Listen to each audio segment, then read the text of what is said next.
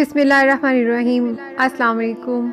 एक जगह चंद चोर बैठे हुए थे। इनके पास से एक सुनार गुजरा जिसके पास पैसों से भरी हुई एक थैली थी। चोरों में से एक चोर बोला, लो देखो, मैं ये थैली उड़ा कर लाता हूँ। ये कहकर वो सुनार के पीछे हो लिया। यहाँ तक कि वो सुनार अपने घर पहुँचा तो ये चोर भी साथ ही मकान तक पहुँच गया। सुनार ने थैली को चबूतरे पर रख कर लौंडी से कहा कि मुझे पेशाब की हाजत है, पानी लेकर ऊपर बाला खाने पर आ जाओ।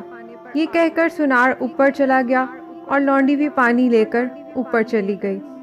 इतने में चोर मकान में घुसकर थैली उठा लाया और अपने साथियों में आकर सारा किस्सा बयान किया। तो उन्होंने सुनकर कहा, तुमने अच्छा नहीं किया, इस गरीब लौंडी की शामत आ जाएगी और सुनार ये समझेगा कि थैली इसने उठाई है। ये अच्छी बात नहीं है। इसने कहा, फिर तुम क्या चाहते हो? उसने कहा, लौंडी मारपीट से बच जाए और थैली भी हमें मिल जाए। इसने कहा, लो ऐसा ही होगा। चुनाचे ये चोर उठा और सुनार के मकान पर पहुंच गया। उसने देखा कि सुनार वाकई लौंडी को मार रहा था। चोर ने दरवाज़ा खटखटाया तो सुनार बोला, कौन है? चोर ने कहा, आपके पड़ोसी दुकानदार का नौकर हूँ। सुनार ने बाहर आकर पूछा, क्या कहते हो? तो चोर बोला कि मेरे आका ने सलाम कहा है और कहा है कि आपका हाफजा ख़राब हो गया है।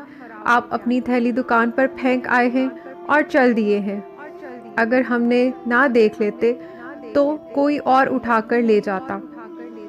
और थैली सामने करके दिखाते हुए बोला, यही है ना? इसने कहा, वल्लाह यही है। सुनार ने थैली को ले लिया और चोर बोला, जनाब ये मुझे दे दीजिए और घर जाकर एक रुक्का पर लिख लाइए कि आपने नौकर से थैली वसूल कर ली है ताकि मैं अपनी जिम्मेदारी से बरी हो जाऊं और आपका माल आपको मिल जाए। तो इसने वो थैली उसे वापस की और ख़ुद रुक्का लिखने के लिए अंदर चला गया। तो चोर वापस चला गया। दरसे हयात, ये दुनिया एक फ़रेब है और फ़रेब ही से हाथ आती है और इस दुनिया में बड़े बड़े फ़रेबी और मक्कार बसते हैं, इसलिए बड़ा होशियार रहना चाहिए। उम्मीद है हमारी वीडियो आपको पसंद आई होगी। अपना कीमती वक्त देने का शुक्रिया। मिलते हैं किसी नई दिलचस्प कहानी के साथ अगली वीडियो में। शुक्रिया। अल्लाह हाफ़िज़।